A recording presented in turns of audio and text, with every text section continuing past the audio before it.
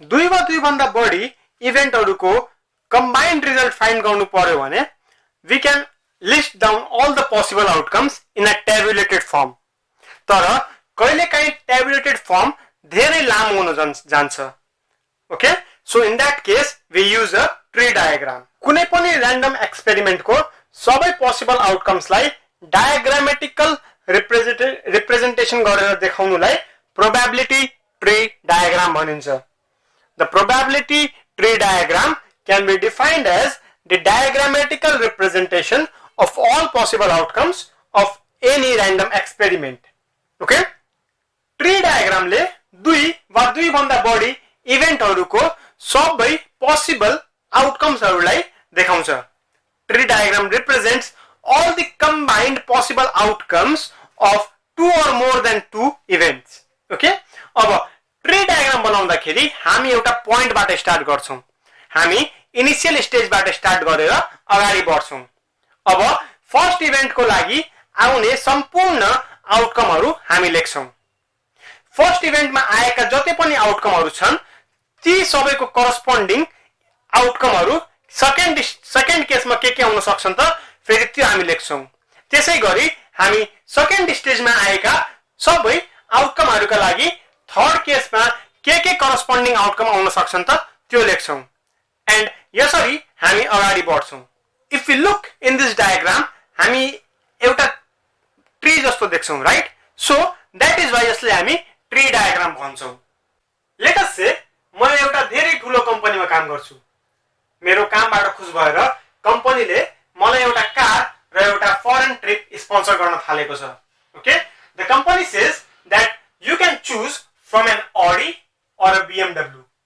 This is the option you have for cars. A represents the Audi and B represents the BMW. Okay? Foreign trip ma I have the options of visiting Malaysia, Singapore or Thailand. M ले Malaysia represent गर्छ, S ले Singapore represent गर्छ र T ले Thailand represent गर्छ. Okay? This is the foreign destination. Right?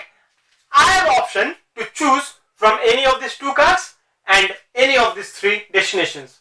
I can choose one from this and one from this. अब यी सबै गिफ्टहरुको पोसिबल कम्बिनेसनहरु के हुन सक्छन् त त्यो हेरौं.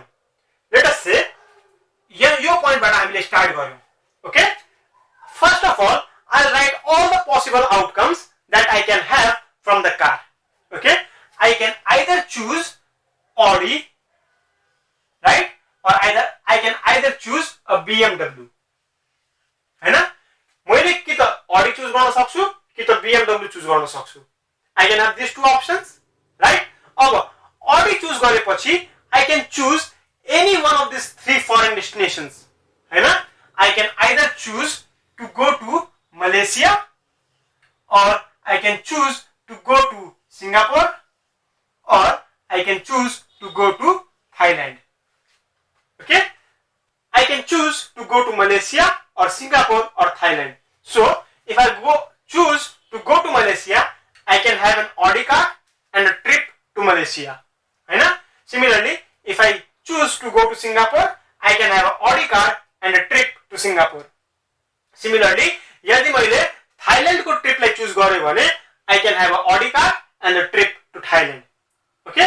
यदि मैले BMW कार चुज गरे भने पनि म यो तीनवटा फरेन डेस्टिनेसनबाट कुनै एउटा फरेन डेस्टिनेसन चुज गर्न सक्छु, right? I can either go to Malaysia or I can go to Singapore or I can go to Thailand. Right? So, in this case, I can have a BMW and a trip to Malaysia, BMW and a trip to Singapore, BMW and a trip to Thailand. अब these are our possible outcomes. हामीले A र M select गर्यौं भने यसले represent गर्छ that I have the Audi car and a trip to Malaysia. So my possible outcome is Audi car and a trip to Malaysia. यदि मैले Audi car र trip to Singapore choose गरे भने I can represent this combination as AS. यदि मैले Audi car र trip to Thailand choose गरे भने I can represent this as AT. यदि मैले BMW car र ट्रिप टु मलेसिया चुज गरे भने I can represent this as BM. यदि मैले BMW कार र ट्रिप टु सिंगापुर चुज गरे भने I can represent this as BS. र यदि मैले BMW कार र ट्रिप टु थाइल्यान्ड चुज गरे भने I can represent this as BT. So these are my possible outcomes. Okay, all possible outcomes. I can choose from any one of these outcomes, right? अब यहाँ मैले पहिला car choose गरे, त्यसपछि foreign destination choose गरे, right? अब यदि मैले पहिला फरेन डेस्टिनेसन चुज गरे र त्यसपछि कार चुज गरे भने पनि I will have 6 possible outcomes. Okay, I will have the same outcomes but just in the reverse order. यहाँ मैले AM लेखेको छु, त्यहाँ म MA लेख्छु. Similarly, यहाँ मैले AS लेखेको छु, त्यहाँ म SA लेख्छु. Why? Because at first I am choosing from the foreign destination, त्यसपछि I am choosing from the type of car. Okay? अब यदि हामीले यहाँ हेर्यौं भने we can see that I have the option to choose from 2 cars and 3 foreign destination, right? So let us first consider the case of cars. Car को केसमा हाम्रो sample space is 2, हैन? अब probability of choosing a Audi car कति हुन्छ त? P of A will be equal to N of A divided by N of S. हैन? N of A is 1. There is only one favorable case to choose the car A. That is Audi car, हैन? So this will be 1 divided by 2. Right? I can write this as 1 divided by 2 since our sample space is 2. Therefore the probability of choosing a Audi car is 1 divided by 2. Right? हामी probability लाई यहाँ लेख्छौं. Okay? Similarly, what is the probability of getting a BMW car? I can write this as P of B. This will be equal to N of B divided by N of S. हैन? N of B कति छ त? Favorable cases to get the BMW car is 1.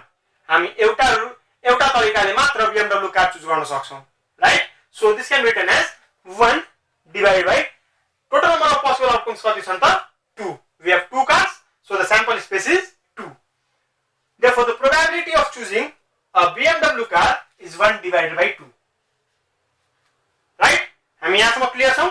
अब out of these 3 foreign destinations I can choose any one of the foreign destination, right?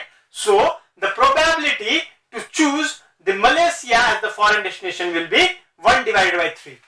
यो हामीले कसरी calculate गर्यौं? Same as we calculate the probability of getting a Audi car or a BMW car by using P of M is equal to N of M divided by N of S.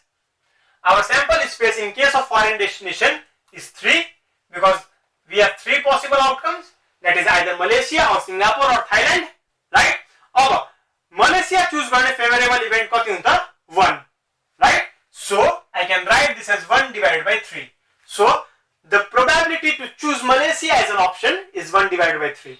Similarly, यदि मैले Singapore र Thailand को लागि पनि probability calculate गरे भने it will be equal to 1 divided by 3. In this case also the probability will be 1 divided by 3.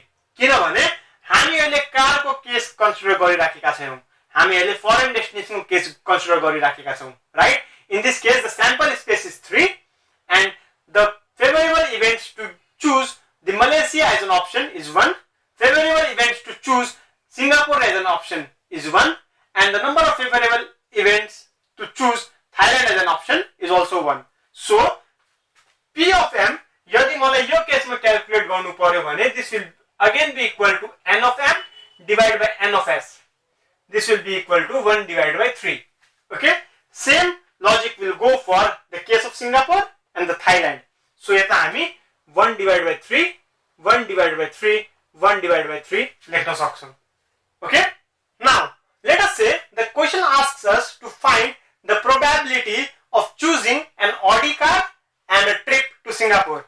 That is, we have to find P of AS. हामीले के पढेका छौं? P of AS is equal to P of A into P of S. Right? This will be equal to, let us see how can we find out this. अब यो हाफले के represent गर्छ?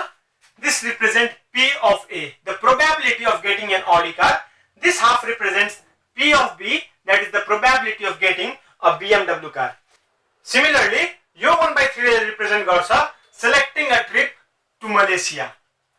This 1/3 represents selecting a trip to Singapore, and this 1/3 represents selecting a trip to Thailand.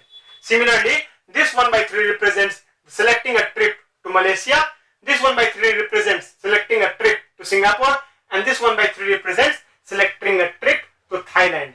अब यदि हामीलाई P of AS find गर्नु पर्ने छ भने this is our required combination, हैन? So we can write this as P of A into P of S. P of A कति दिएको छ 1/2, P of S कति दिएको छ 1/3. So we can write this as 1 divided by 2 into 1 divided by 3. This will be equal to 1 divided by 6. Similarly, if I have to find the probability of selecting a BMW car and a trip to Thailand, I can write this as P of BT. This will be equal to P of B into P of T. अब P of B कति छ त 1/2. P of T कति छ त 1 divided by 3. So I can write this as 1 divided by 2 into 1 divided by 3. This will be equal to 1 divided by 6. This is how you can find the probability of different events using a tree diagram.